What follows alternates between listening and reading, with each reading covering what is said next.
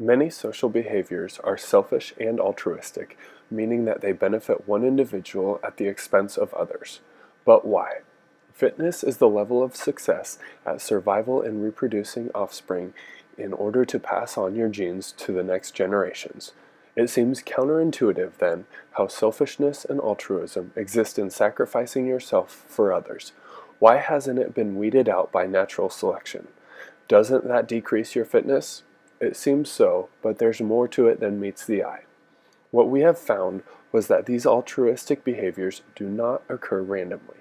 The altruistic gene will evolve if individuals are willing to give, but to other individuals that showed evidence of reciprocity as well as a correlation to relatedness. So what is a possibility of driving the evolution in favor of altruism? What we will argue is that helping will be favored if the benefits outweigh the costs. That is, if the benefits times the degree of relatedness is greater than the cost of helping. This is otherwise known as Hamilton's rule. Let's look at some examples. The paragon of altruism is the sterile worker class within eusocial insect colonies, the kind of social structure where only the queen insect reproduces. The workers of eusocial colonies are altruists because they give up any chance of independent reproduction in order to care for the young. They choose to raise their brothers and sisters instead of their sons or daughters.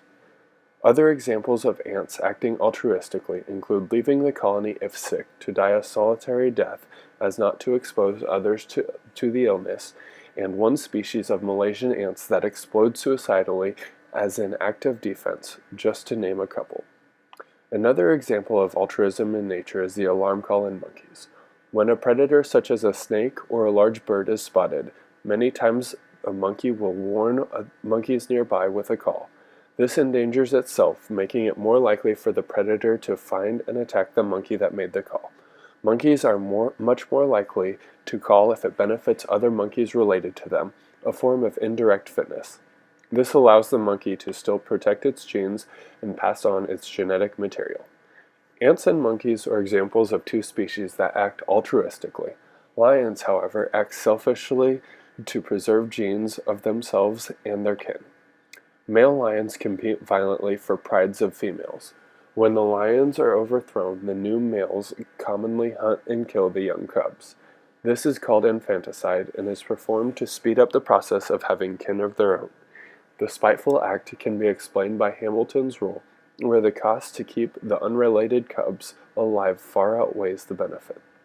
So in this situation, infanticide between lion prides is strongly selected for.